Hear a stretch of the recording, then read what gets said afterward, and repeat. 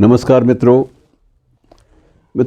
बात यह है कि विवाद हमारे जीवन का एक अभिन्न सा हिस्सा बन गए हैं और लगता है कि कोई भी विषय, चाहे वो अध्यात्म का हो, चाहे वो दर्शन शास्त्र का हो, चाहे अदब का, साहित्य का हो, कोई भी विषय विवादों के दायरे से बाहर निकलने के लिए छटपटाता बेशक रहे, लेकिन निकल नहीं पाएगा।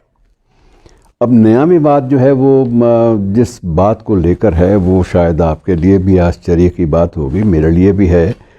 और विवाद इस बात को लेकर है कि ये एक लोकप्रिय भजन जिसे हम संकीर्तन के रूप में भी गाते रहे हैं और जिसे लगभग अधिकांश सभाओं में, प्रार्थना सभाओं में गाया जाता रहा है, और जिस भजन को बापू गांधी ने बरसों तक अपनी शाम की प्रार्थना का एक अंग बना दिया, वो भजन था रघुपति राघव राजा राम। अब ये सबको पता है और किसी बच्चे से भी आप पूछेंगे, किसी अनपढ़ आदमी को भी पूछेंगे तो वो भी आपको इसमें 3-4 पंक्तियाँ, 6 पंक्तियाँ जो है वो आपको सुना देगा, क्योंकि ये जीवन का एक हिस्सा बन गया ये भजन। और अब इस पर विवाद ये है कि ये भजन मूल रूप में जिस रूप में था, गांधी जी ने उसमें चेंजेस की, तब्दीलियां की, और उन तब्दीलियों को कभी भी स्वीकार खुले मन से नहीं किया। जबकि अगर तब्दीलियां करनी भी हैं तो उन्हें अपना उद्देश्य स्पष्ट करना चाहिए था। ढेरों ऐसी बातें, मेरा मतलब ये है कि मैं किसी पक्ष की ओर ना जाते हुए सिर्फ उन विवादों का जिक्र कर रहा हूँ जो दुखद भी हैं और उठे हैं, तो उनका निराकरण भी हो जाना चाहिए। पर निराकरण कैसे होगा? आप इसके एक एक शब्द जो आम आदमी, आम देहात के आदमी, गांव के आदमी और ज़्यादा ना पढ़े लिखे व्यक्ति के जहन में जो अंकित हैं पंक्तियाँ, आप उनको वहाँ से कैसे कुरेदेंगे? ये बात थोड़ी सी अजीब लगती है। चलिए इसका स्वरूप देख लेते हैं क्या है, और ये गीत किसने लिखा, इस बात पर भी विवाद है। सबसे पहली मान्यता ये है कुछ लोगों की, ये एक गोस्वामी तुलसीदास जी की ही रचना है और रामचरितमानस के तुलसीदास जी की रचना है मूल रूप में, और एक प्रार्थना के रूप में ये प्रस्तुत हुई थी। लेकिन इस बात के प्रमाण क्योंकि नहीं मिलते, इसलिए इसके अन्य जो हैं इसके लेखक, उनकी तलाश भी शुरू हुई। और उसमें ये बाद में ये बात सामने आई कि ये एक लक्ष्मणाचार्य जी थे, लक्ष्मणाचार्य जी, तो उन्होंने इसको लिखा था। ये 17वीं सदी के थे, 17वीं सदी के, और इसे मूल भजन के रूप में उन्होंने पहली बार लिखा और इसमें श्री नाम नारायणम के नाम से इसे लोकप्रिय किया गया। और तीसरी जो मान्यता है वो ये है कि ये 17वीं शताब्दी में ही मराठी कवि रामदास ने लिखा था।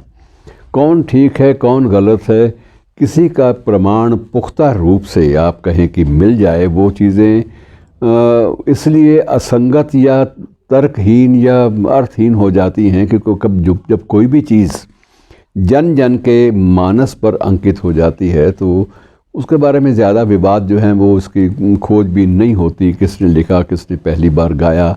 लेकिन कुछ एक तथ्य हैं जिन्हें आपस में हम बांट लेते हैं कि इसे पहली बार शास्त्रीय ढंग से, शास्त्रीय स्वरूप में संगीत के महान आचार्य विष्णु दिगंबर पलुस्कर साहब ने गाया था, और ये पहली बार उनके द्वारा गाया गया ये गीत ऐतिहासिक डांडी मार्च के समय प्रस्तुत किया गया था। और इसके मूल स्वरूप में ये भी कहा जाता है कि जो विष्णु दिगंबर जी ने गाया था उसमें ये पंक्ति बिल्कुल नहीं थी कि ईश्वर अल्लाह तेरो नाम, इसमें ये पंक्ति थी ही नहीं। अब दोनों रूपों की ओर आप देख लें, दोनों रूप क्या हैं।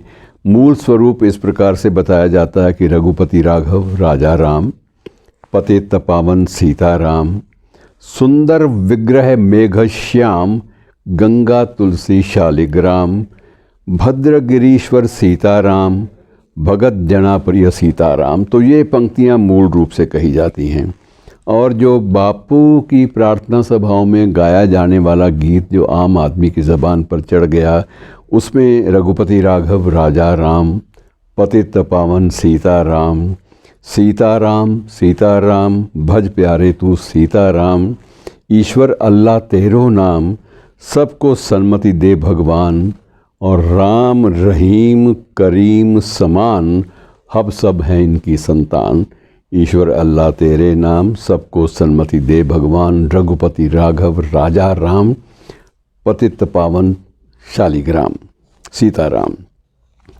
अब इसमें कुछ लोग गांधी जी के द्वारा राम की व्याख्या अपने ढंग से जो की थी, गांधी जी ने की थी, उसका भी उल्लेख करते हैं। और ये 30 मार्च 1928 में रामनवमी के दिन गांधी जी ने अपने वक्तव्य में कुछ बातें कही थी राम कथा के बारे में और राम के बारे में।